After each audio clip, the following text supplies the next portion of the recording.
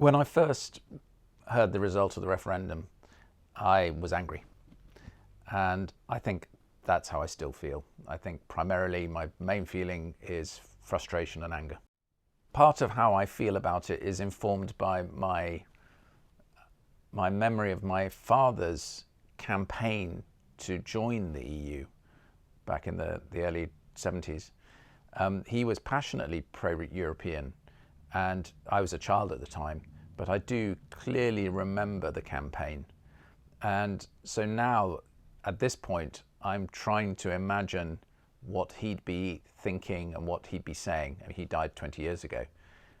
I know he'd be deeply upset by what's happened. And I think it's interesting, you know, when you think about your parents, how, particularly with politics, you as you get older, you realize that a lot of your feelings and your thoughts are influenced by your parents. And I feel that is a good thing. Now, sometimes we think we should escape from our parents' influence. That's not how I feel about either of my parents. And my father was very interested in politics, and he stood for Parliament. But I never felt that he was trying to force his political opinions on me. Yet he made me interested in politics. He showed me that it matters, and he showed me that there are things that you can do and that perhaps you should do when the world gets to a certain point. To do nothing is the wrong thing to do.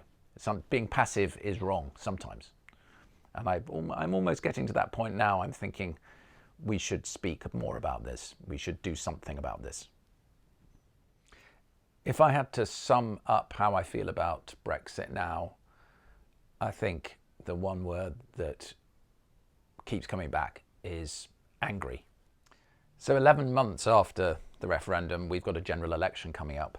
And I think Brexit is still really the main political question.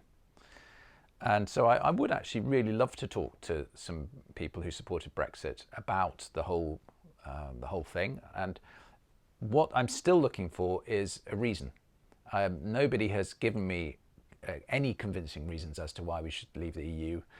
And I haven't had the opportunity to talk to anybody face to face about it, because I'm afraid I don't know anybody who supports Brexit. So I would really love to talk to somebody who can tell me why they think it's a good idea. It seems to be one of the big ironies of the whole Brexit debate that the people who support Brexit are, I suppose, I think of them as nationalists in one way or another, people who believe in the idea of the UK as a strong, unified force in the world. And yet, yeah, the irony seems to be that it could well be the trigger for the breakup of the United Kingdom. So instead of strengthening the UK's position in the world, it could easily lead to the fracturing of the UK, so that we're left with possibly just England and Wales. I don't know what we call ourselves then. I mean, it sounds a bit pathetic to say the United Kingdom with just England and Wales. But that seems to be a distinct possibility. You know that sometimes when you feel angry, you stop and you question yourself and you say, why am I angry about this?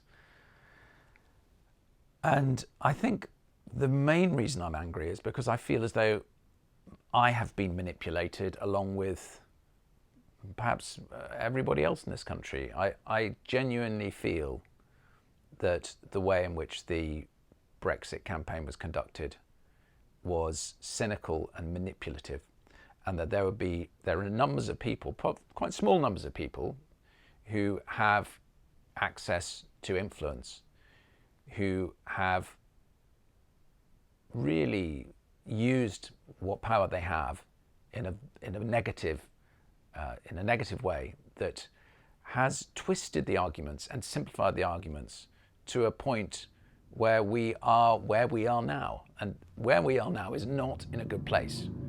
And I feel it's tragic, actually. I think there's so much harm that is going to come out of this referendum, and that the people who were at the core of manipulating information and manipulating the arguments have an awful lot to answer for. That's why I'm angry. I'm angry with them.